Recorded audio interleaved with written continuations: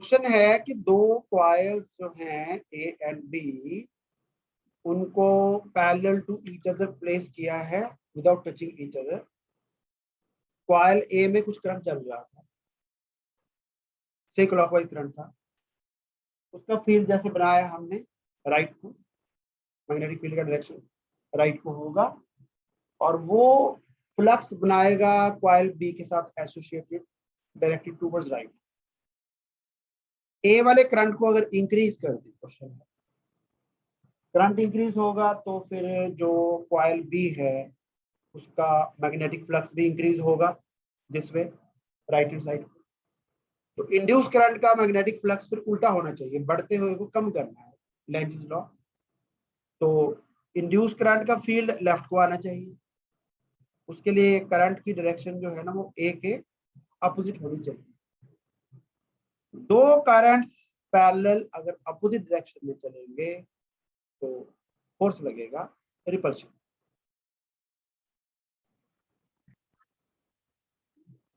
Magnetic flux linked with B increases. A का current increase हुआ, B का magnetic flux increase हो गया। According to Lenz law, magnetic flux linked with B increases. According to Lenz's law,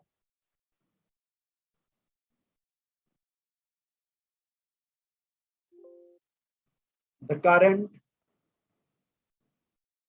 is induced so as to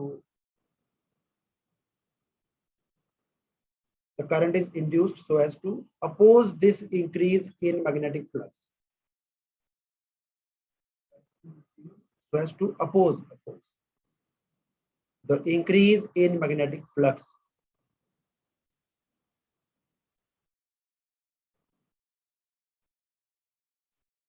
Hence current is opposite to A. जो B का current है वो A के against होगा। Hence current is opposite to A. And two currents in opposite direction repel each other.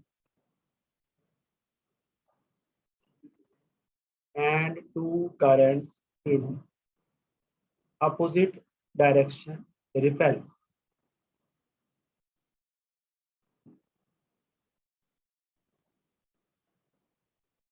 Eddy currents के लिए दूसरा नाम है फुकॉल्ट्स करंट्स।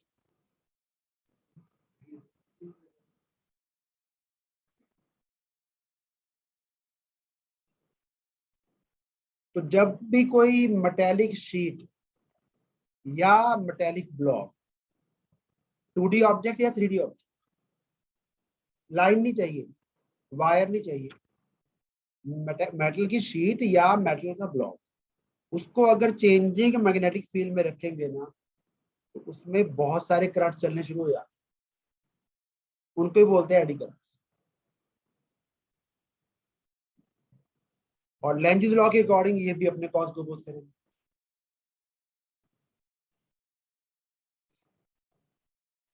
हीट भी बनेगी। जो आपका वो इंडक्शन कुकर है ना, इंडक्शन वाला यार, प्लेट सी नहीं है किचन में रखी होती है, उसके नीचे जो बर्तन रखते हैं ना वो नीचे से नंबर 1 फ्लैट होना चाहिए, नंबर 2 मेटल का होना चाहिए। मेटल में बनेंगे एडी करंट्स, एडी करंट से बनेंगे हीट, हीट से बनेगा खाना, एडी करंट से बेस्ड है वो। जैसे ये एक शीट घूम रही है, मान लो रोटेशन में है, डिस्क के मेटल की है, और डिस्क के पास आपने दो मैग्नेटिक पोल रख दिए ताकि एक फील्ड बन जाए। तो फील्ड से बेटा वही मेटल को चेंजिंग मैग्नेटिक फील्ड में रखेंगे। तो ये हो सकते हैं, या तो शीट को फिक्स रखो, मैग्नेट को चला लो, या मैग्नेट खड़ा रखो, शीट को चला दो, तो भी एडी करंट्स बनेंगे। तो ये एडी करंट्स कॉज को यानी कि शीट की रोटेशन को अपोज करेंगे, तो थोड़ी देर में शीट घूमना बंद हो जाएगी, यानी ब्रेक लग जाएगी की तरह से। ठीक है, तो एडी करंट जो है वो ब्रेक के लिए भी यूज करते हैं। चलो पहले पिछला पार्ट नोट डाउन करो, डायग्राम नॉट रिक्वायर्ड, टेक्स्ट तरह नोट डाउन करो। तो sometimes eddy currents are useful and sometimes they waste energy. तो अगर एनर्जी वेस्ट हो रही हो, वेस्टेज को कम करना हो, तो एडी करंट्स को रिड्यूस करने के लिए क्या करते हैं? लैमिनेटेड कोर यूज करते हैं। सरफेस एरिया को भी कम करते हैं। लिखिए बेटा, एक लाइन और ऐड कर दो। टू रिड्यूस एडी करंट्स,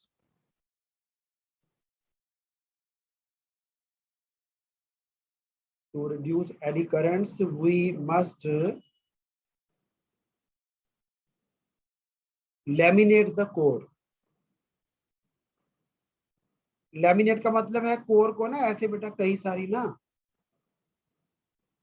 पत्तियां पत्तियां जो है ना उसमें काट दो, ऐसे उनको ज्वाइन करोगे ना, इस तरह से, इस तरह से, ऐसे, तो फिर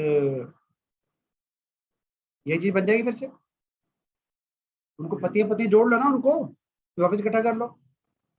तो एक जो स्ट्रिप है काट दिया आपने ना, उसको लेमिना कहते हैं। लेमिना बोले शीट। तो ऐसे कोर को बोलेंगे लेमिनेटेड कोर। वो एडी करंट्स को कम कर दे। क्लियर हो गया? चलिए अब लिखिए applications of eddy currents.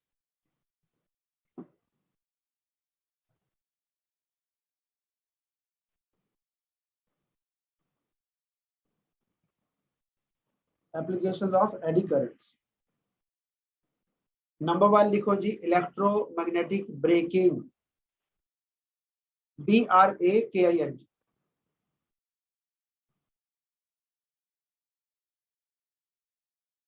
Electromagnetic braking. Number 2,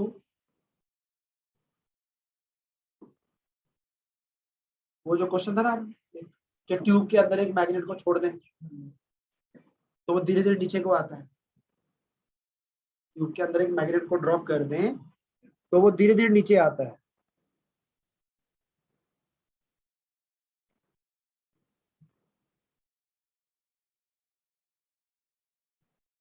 this one.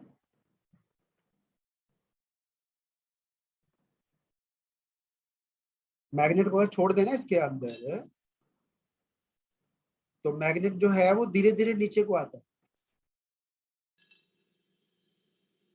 छोड़ा हुआ है, छोड़ा हुआ है। समझिए? कारण है जो वो ट्यूब है ना, ट्यूब है मेटल की, उसके पास से जब मैग्नेट निकलेगा तो बेटा एडी करंट्स बनेंगे उसमें। ट्यूब के अंदर एडी करंट्स अपने कॉज को अपोज करते हैं। समझ गए? कॉज अपोज हो गया, दैट मींस जो है जो मैग्नेट का मोशन है वो अपोज हो जाएगा, तो मैग्नेट धीरे धीरे नीचे को आए। It takes time.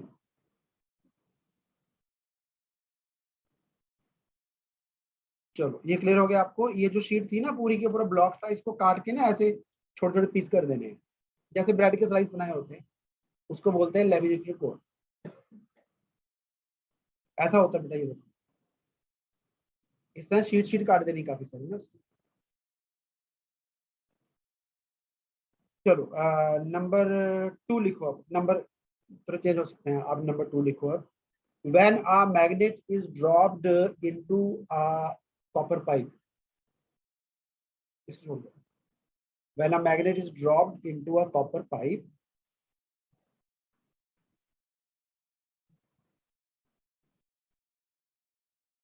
it takes a long time to reach the lower end. It takes long time to reach the lower end because motion of the magnet induces eddy currents. Motion of the magnet induces eddy currents in the copper tube. In the copper tube, motion of the magnet induces eddy currents in the copper tube, which in turn opposes motion of the magnet. Which in turn opposes motion of the magnet. तो magnet धीरे धीरे नीचे को आएगा। Number 3 लिखो जी, AC Motors, पंखा हो गया, एग्जॉस्ट फैन हो गया, एसी के अंदर जो एयर कंडीशनर के अंदर जो मोटर लगी हुई है, they are all based on eddy currents. Number 4 लिखो, इंडक्शन फर्नेस, मेटल को मेल्ट करने के लिए यूज करते हैं। एडी करंट्स मेटल में बनेंगे ना, और एडी करंट से हीट बनेगी, उसी हीट से बेटा जो मेटल है उसको मेल्ट किया जा सकता है।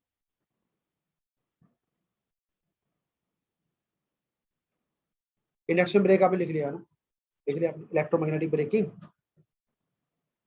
ये ट्रेन का ही बेटा मशीन है, इलेक्ट्रिक ट्रेन, और एक कॉपर की डिस्क लगी, देख रहे हैं आप यहाँ पे कॉपर की डिस्क है ना, ये एक नीचे रेलवे लाइन है नीचे, तो ये ट्रेन के व्हील्स हो गए। ये जो लगा हुआ है ना बेटा कॉपर का शीट, और यहाँ पे एक स्ट्रॉन्ग इलेक्ट्रोमैग्नेट। इलेक्ट्रोमैग्नेट को जब आप चाहो मैग्नेट बना सकते हो, करंट दोगे तो मैग्नेट है, करंट नहीं है तो मैग्नेट नहीं है। तो करंट दे दिया, मैग्नेटिक फील्ड में जब डिस्क घूमेगी तो ब्रेक लगेगी ना उसकी, ठीक है। चलो एक लिखना है, डेड बीट गैल्वेनोमीटर्स, नंबर 5 है ना, डेड बीट गैल्वेनोमीटर्स। तो बताया था मैंने आपको जब हमने गैल्वेनोमीटर पढ़ा, कि गैल्वेनोमीटर का जो कॉइल है ना, वो एक एल्यूमिनियम के फ्रेम के ऊपर बाइंड करते हैं, ताकि अगर कॉइल ऑसिलेट करे, यानी पॉइंटर हिलना शुरू कर दे जहां से पहुंचना था उसमें, तो फिर एडी करंट्स अपने ऑसिलेशंस को रोकेंगे, और पॉइंटर सीधा वहीं जाके रुकेगा जहां पे उसको रिलीज हो करनी है, लेकिन चलेगा धीरे। अगर वो एल्यूमिनियम कोर ना यूज करे ना,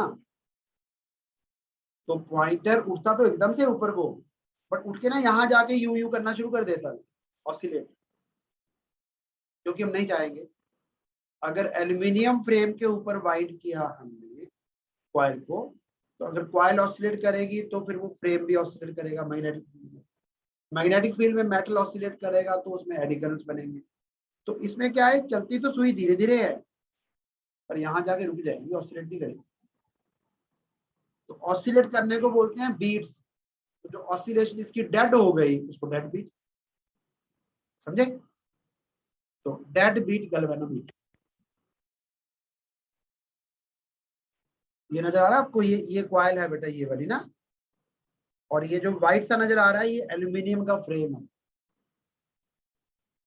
ये गैल्वेनोमीटर ही है, नॉर्थ साउथ पोल हो गए, बिग में सॉलिड सिलेंडर हो गया आयरन का, रेडियल मैग्नेटिक फील्ड, एक स्प्रिंग था उसमें, याद आ गया गैल्वेनोमीटर में, जिसका स्प्रिंग कांस्टेंट लिखते थे सी, वो हो गया। तो ये जो कॉइल है ना, ये जो व्हाइट कलर का नजर आ रहा है नीचे एल्यूमिनियम, उसके ऊपर बाइंड करना है, ताकि पॉइंटर एकदम से स्टैटिक हो जाए। स्पीडोमीटर जो एनालॉग है, जिसमें सुई चलती है, एक डिजिटल भी आता है ना, उसमें स्पीड लिखी रहती है कितनी होगी, वो नहीं। स्पीडोमीटर भी एडी करंट से चलता है। इंडक्शन प्लेट जो घर में यूज होती है,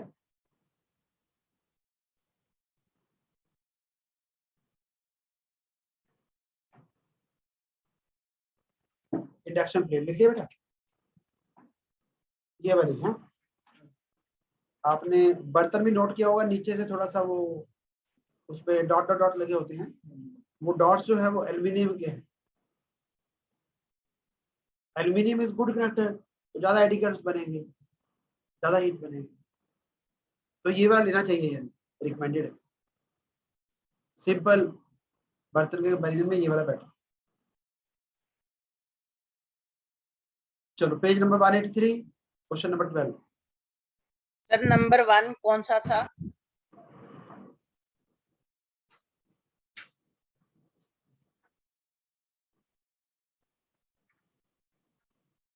पेज 183, क्वेश्चन नंबर 12।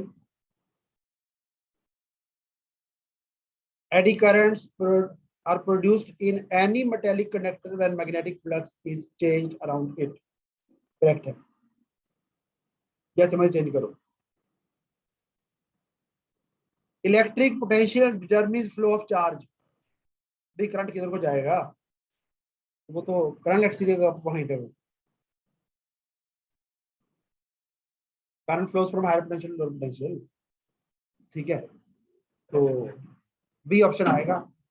उसका रीजन तो नहीं एक्सप्लेन कर रहा ना। 83 आपको आता है सर असर्शन समझा दो। असर्शन बेटा अभी तो लिखा आपने कि एडी करंट्स होते क्या है, आपने नोट डाउन कर लिया कि नहीं किया? Yes sir. तो वो असर्शन ही तो है, वही है। Okay sir.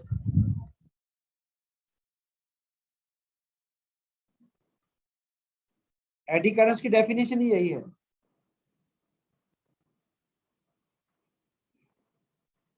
एटीन क्वेश्चन बेटा, एक बार मैग्नेट को लॉन्ग वर्टिकल कॉपर ट्यूब में ड्रॉप करेंगे तो वो एक कांस्टेंट स्पीड से नीचे को आता है। थोड़ी देर बाद वेलोसिटी कांस्टेंट हो जाती है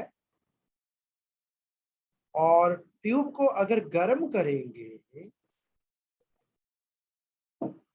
तो टर्मिनल वेलोसिटी बढ़ जाएगी।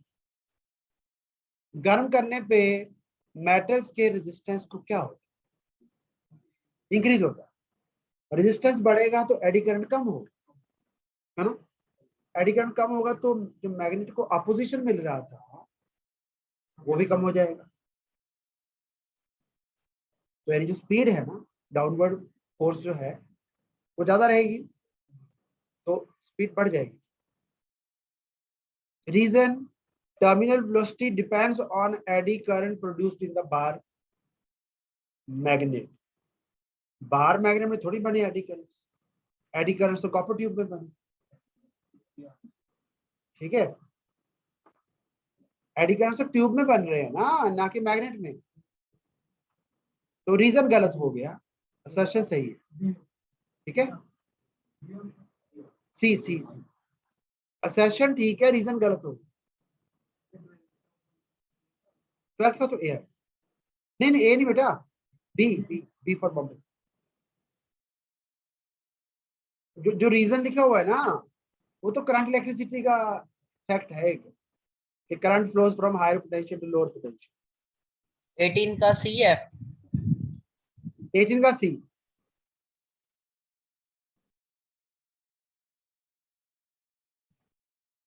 बी गिवन था ना। 18 का बी की बना है, चेक करो यस जरा। Yes sir. सी करो सी।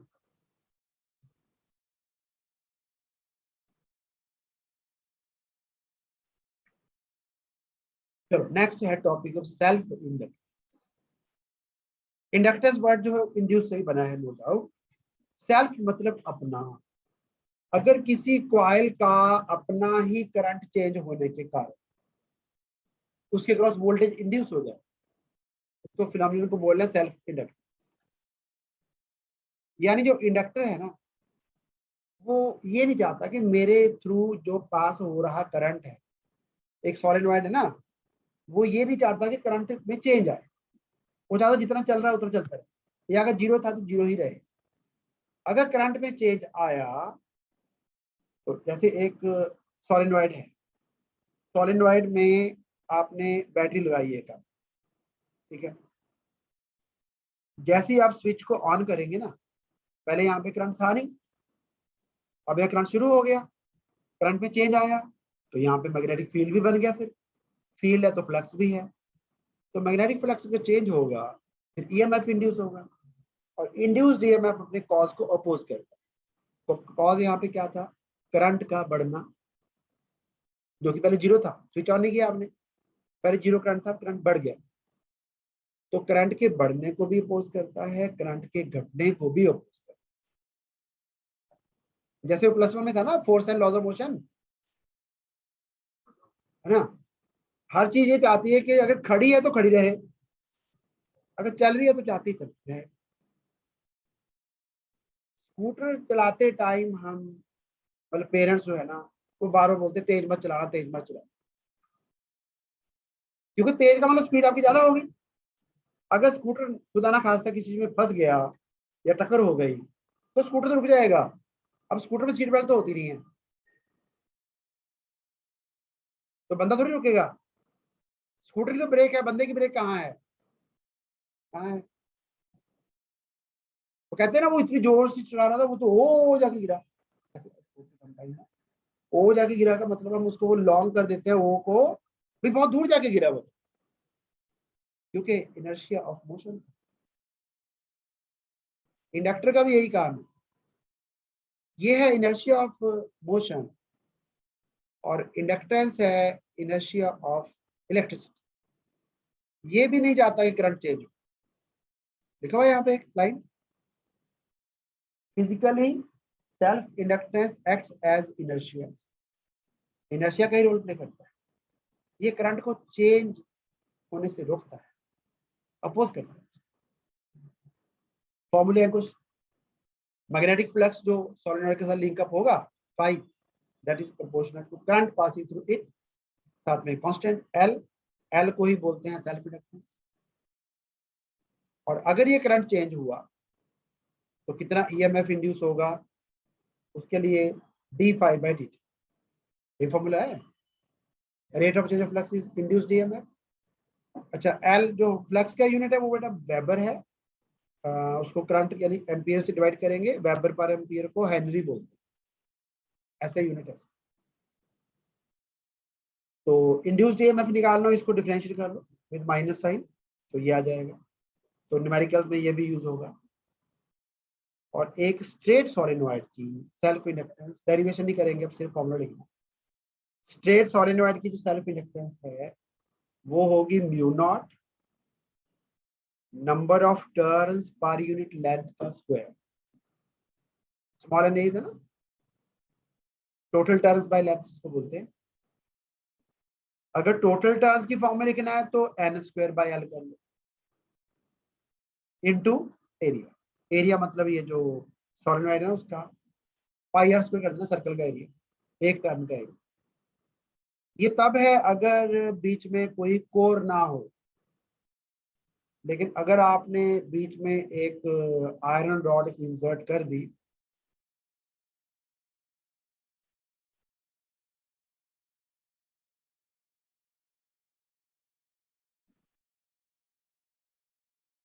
ये कि ना आयरन की रॉड अगर आपने इसके अंदर इंसर्ट कर दी ऐसे, फिर जो सेल्फ इंडक्टेंस है उसमें आपको ना न्यू आर भी लगाना पड़ेगा, रिलेटिव परमिएबिलिटी ऑफ आयरन, या जो भी मटेरियल डालोगे अंदर, फिर ये लिखना न्यू नॉट के साथ म्यू आर से मल्टीप्लाई करना।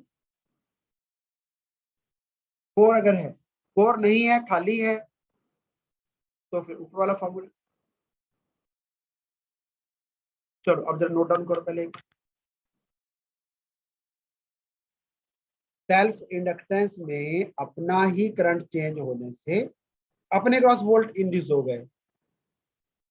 जो म्यूचुअल इंडक्टेंस है इसमें एक प्राइमरी कॉइल होती है, उसमें हमने करंट देना है, वो आपकी मर्जी है, डीसी करंट या एसी करंट। और एक पड़ोस में और कॉइल पड़ी है साथ में उसके, उसमें गैल्वेनोमीटर लगाया आपने। जैसे ये स्विच को ऑन करोगे या ऑफ करोगे, यानी प्राइमरी वाला करंट अगर चेंज होगा, बड़ा चाहे कम होगा, तो जो सेकेंडरी कॉइल है ना उसमें बेटा ईएमएफ इंड्यूस हो जाए। इस फिनोमिनन को बोल रहे हैं म्यूचुअल इंडक्टेंस। सेल्फ इंडक्टेंस में एक ही कॉइल थी, अपना ही करंट चेंज हुआ और अपने क्रॉस वोल्ट इंड्यूस हो। इसमें सिमिलर फॉर्मूले हैं, सेकेंडरी का फ्लक्स प्राइमरी वाले करंट के प्रोपोर्शनल, प्रोपोर्शनैलिटी कांस्टेंट जो है वो m लिखना है, m is called mutual inductance. Unit वही है वेबर पर एम्पियर यानी हेनरी। इसको डेरिवेटिव ले लो, Faraday's law minus d phi by d t करो, वो इंड्यूस्ड ईएमएफ का फॉर्मूला आ जाएगा। तो जो म्यूचुअल इंडक्टेंस है वो म्यूचुअल इंडक्टेंस दो कॉइल्स की होगी। ये मैंने दो कॉइल ड्रॉ कर दिए, दिख रहे हैं आपको, एक अंदर एक बाहर है, पर ये डायग्राम थोड़ा कॉम्प्लिकेटेड है। आप ड्रॉ करेंगे सिंपल वाला, मैं बना के दिखा देता हूँ। एक आप ड्रॉ करेंगे प्राइमरी जो कि बाहर की तरफ को होगी, और सेकेंडरी मैंने ब्लैक से ड्रॉ कर दी। प्राइमरी का कलर चेंज कर लेते हैं और प्राइमरी ड्रॉ करेंगे बाहर की तरफ।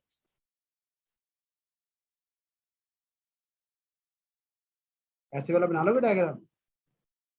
सर वो जो पहले बनाया था वो बहुत इजी था, वो वाला बना दो। ठीक है, ये बनाओ।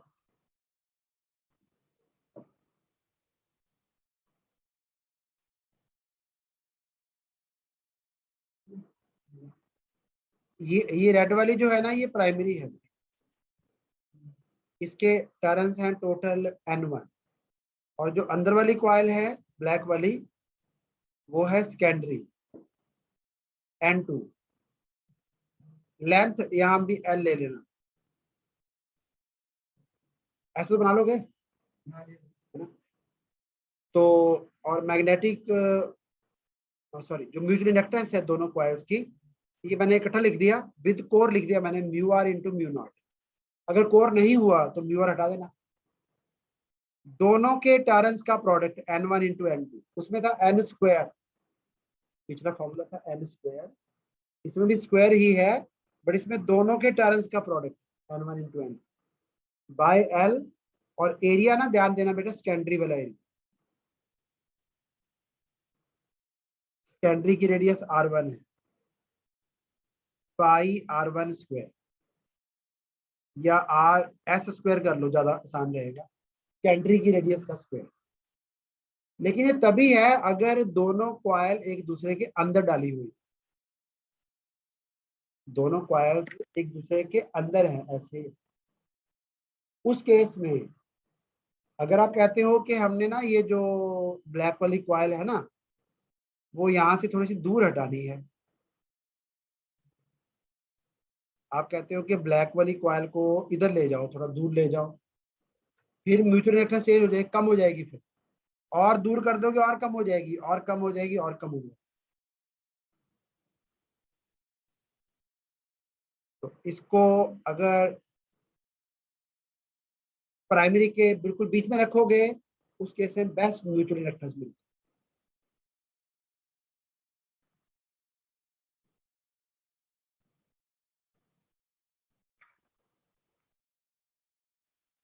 क्वेश्चन नंबर 3,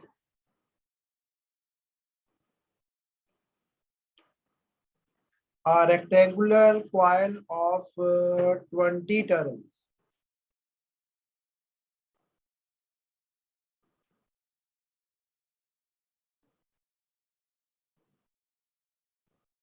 ये क्वेश्चन हो तो नहीं गया, पहले चेक करना जरा।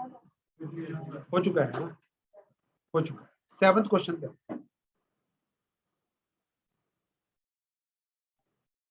इंडक्टर्स को अगर बेटा सीरीज में प्लेस करोगे ना, तो इनकी combined inductance is L1 plus. Resistance वाले फॉर्मूले हैं सेम। अगर पैरेलल प्लेस करोगे तो रेसिप्रोकल ऐड कर लो।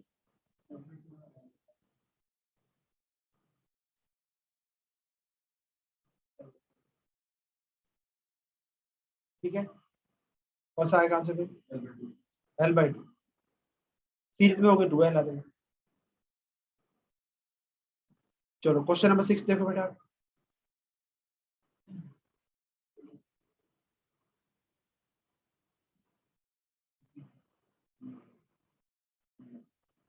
नंबर ऑफ टर्न्स फिक्स्ड,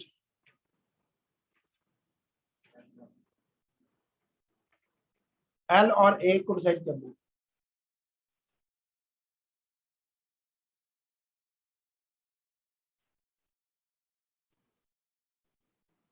यही था ना फॉर्मूला,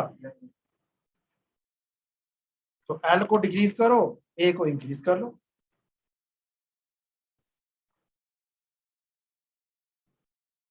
सेल्फ इनडक्टेंस इंक्रीज हो जाएगी, denominator decrease, numerator increase. Mu naught is a constant, number of turns question में given constant, fix number of turns. तो इसका मतलब ये भी हुआ कि अगर एक सोलेनॉइड है ऐसे और उसको आपने ना ऐसे कर दिया, क्या होगा सेल्फ इंडक्टेंस?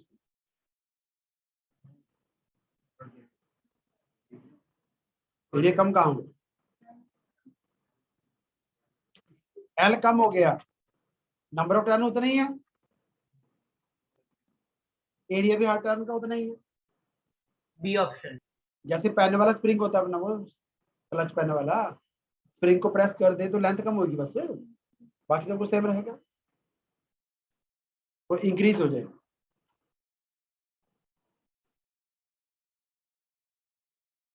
पेज 183 पे क्वेश्चन नंबर 11,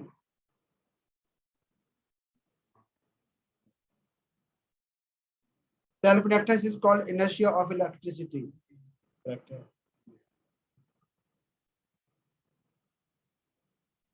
ए आना चाहिए क्योंकि वो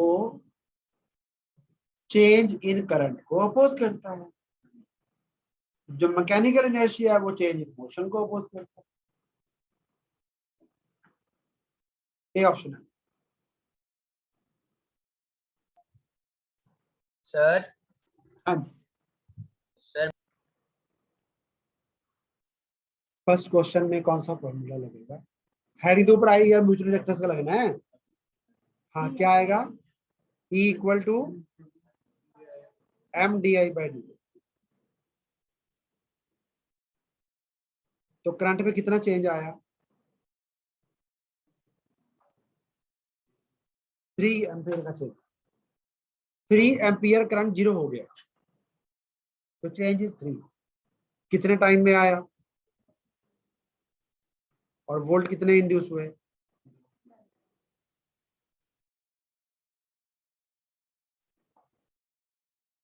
तो कितना आ गया फिर M?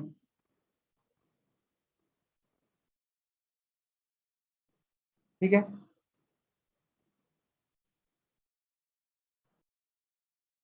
two coils have mutual inductance 0.005 Henry. Primary में जो करंट है ना, that is changing according to I naught sin omega t।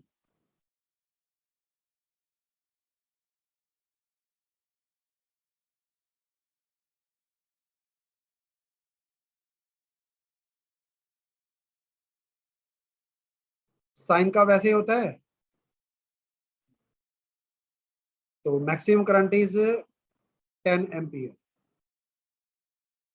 and omega is 100 pi। omega is 100 pi। So maximum value of EMF in the second coil is induced EMF M into di by dt। I का value put करना है I naught sine omega T. तो क्या आएगा derivative?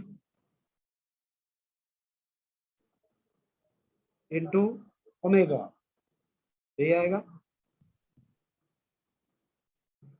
तो M I naught omega cos omega T. बेटा यहां तक क्लियर हो गया आपको? अब कॉस की मैक्सिमम वैल्यू क्या हो सकती है? 1। सर 1। तो मैक्सिमम वैल्यू ऑफ ईएमएफ क्या होगी? M I naught omega. तो एम इज 0.005, आई नॉट 10 और ओमेगा 100 पाई। ये 3 जीरो कैंसिल हो जाएंगे, तो आंसर 5 पाई वोल्ट्स। 13 अपने आप करो।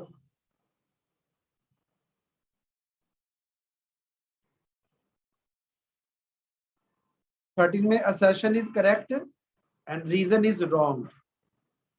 म्यूचुअल इंडक्टेंस ओरिएंटेशन पे डिपेंड करता है, और मैक्सिमम म्यूचुअल इंडक्टेंस तब आएगी अगर कॉइल को एक दूसरे को प्रोवाइड करोगे।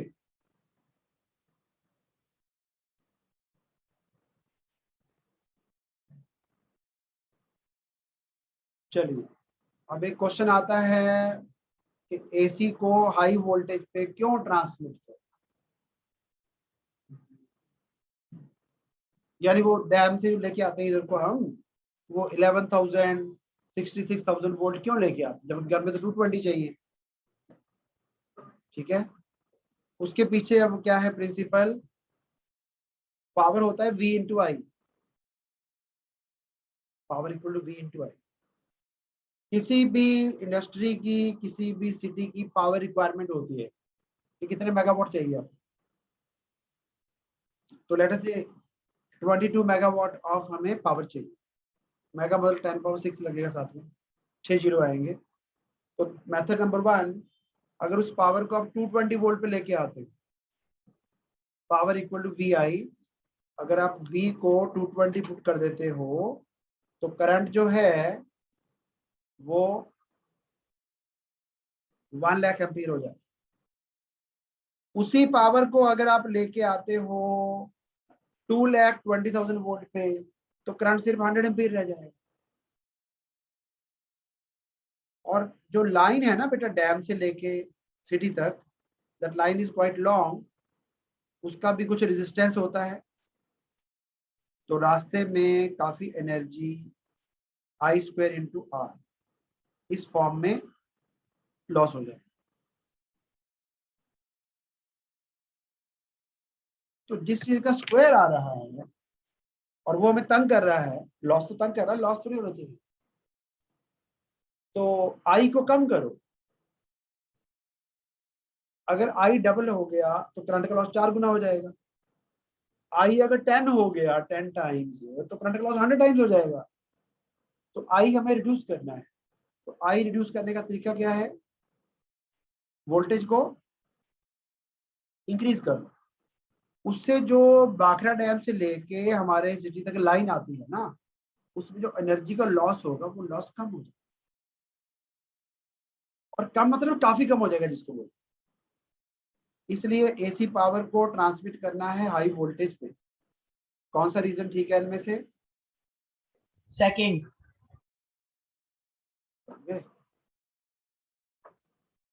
सेकंड रीजन सही है, जो एनर्जी का ट्रांसमिशन है वो इकोनॉमिकल होगा, लॉसेस कम होंगे।